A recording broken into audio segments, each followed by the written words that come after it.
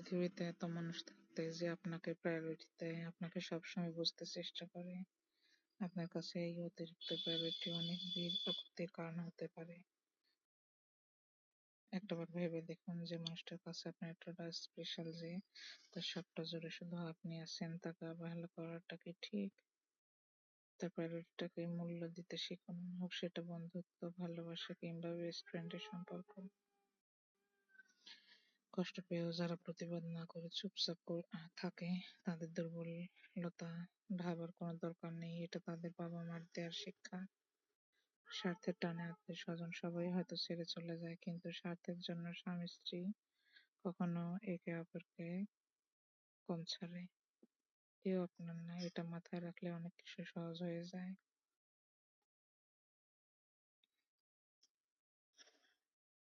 কখনো কারো সামনে নিজের সততা, ভালো হওয়ার কথা বলতে যাবেন না, কেননা আপনার প্রতি যার বিশ্বাস আছে তার কাছে তেমনটি প্রয়োজন নেই। আর যার আপনার প্রতি বিশ্বাস নেই সে কখনোই এটা বিশ্বাস করবে না। নিষ্পাপ হয়ে এসেছে কিন্তু পাপী হয়ে যাব।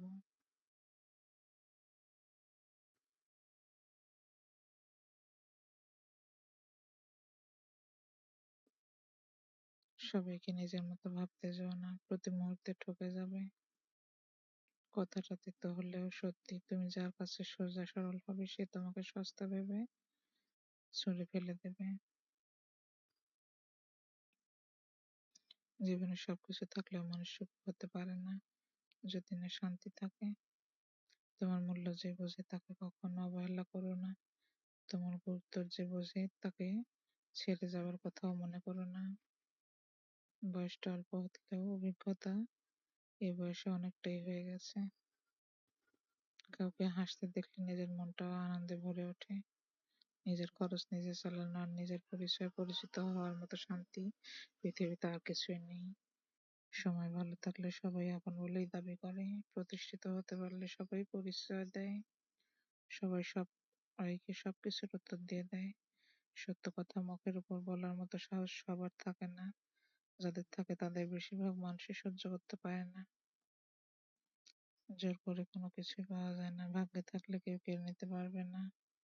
যার দুঃখ অনেকটা বাধা, কিছু সমালোচনা, বেশ কিছু পিছুটান থাকবে, শুধু নিজের লক্ষ্যটা স্থির রাখতে হবে। সফলতা আটকাতে পারবে না কেউ।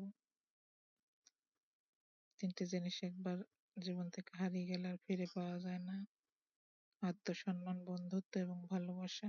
যারা কম কথা বললে তারা তাদের পছন্দের মানুষের সাথে বেশি কথা বলে।